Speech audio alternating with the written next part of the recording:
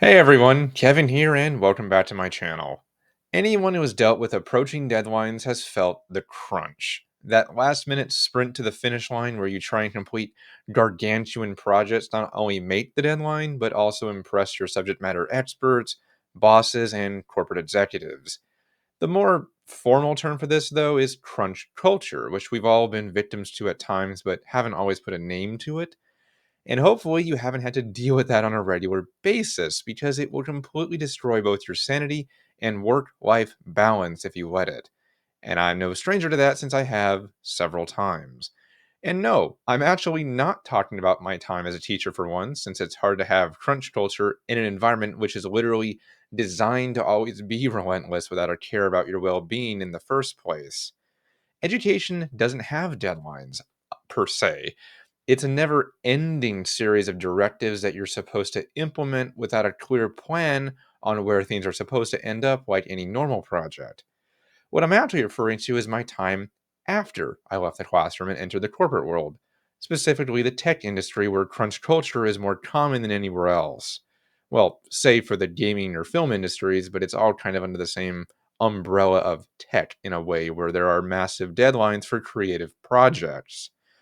And like I said, crunch itself happens all the time as a natural culmination of long, complicated initiatives that need to get wrapped up before new processes or workflows go live to the company, clients, or consumers. It's nothing out of the ordinary.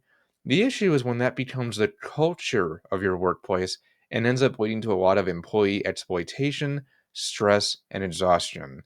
And you know what? That's a really dangerous mindset for a company to get into because it often heralds the doom of that company. And I'm not overreacting either. I've seen this happen many times in the past to companies I patroned or to, again, video game companies that I was once a fan of.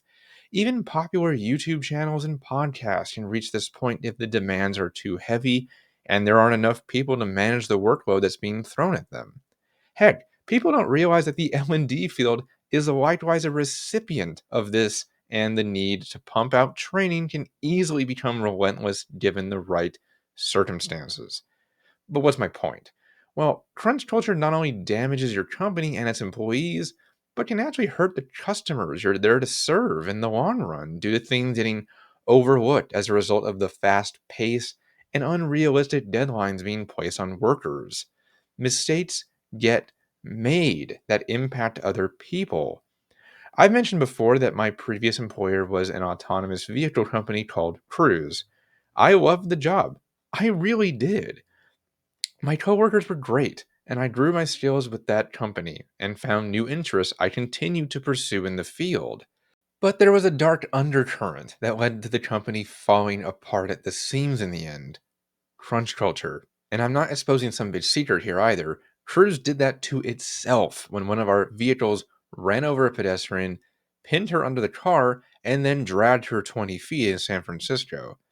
Overnight, the company went from one of the most amazing startups with a lot of promise to a cautionary tale of what happens when you push new technology out too quickly without doing enough testing.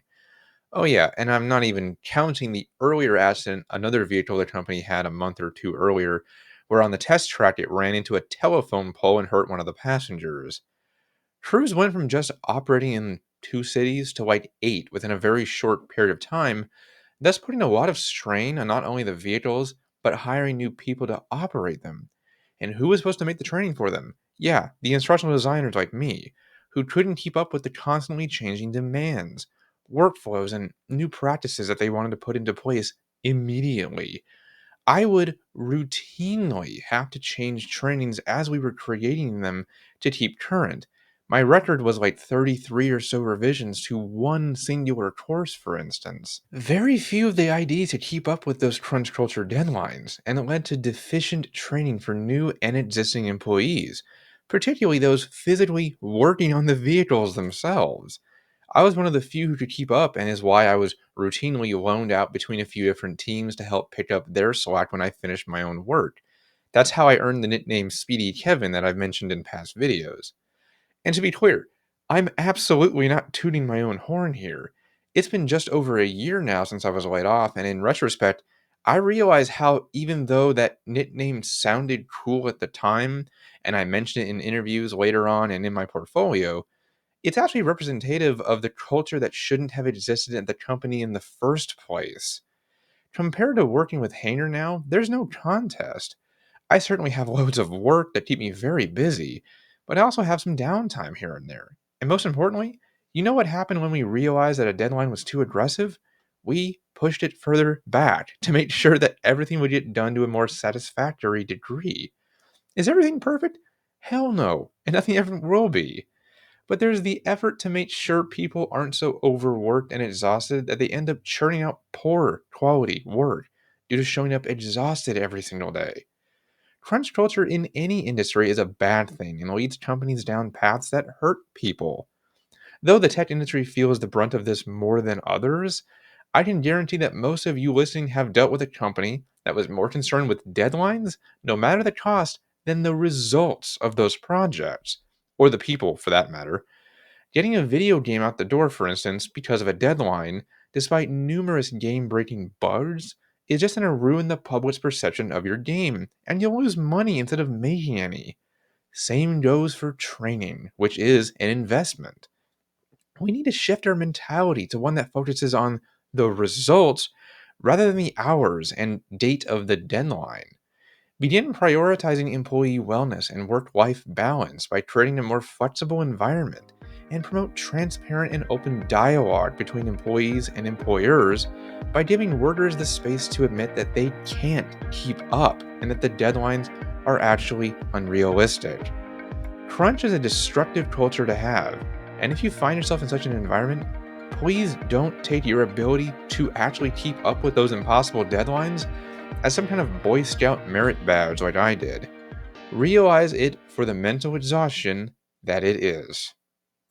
Well, guys, that's all for today. Thanks for listening, and please take a moment to click like and subscribe to stay up to date with all of my content. Until next time, though, I will see you in the next video.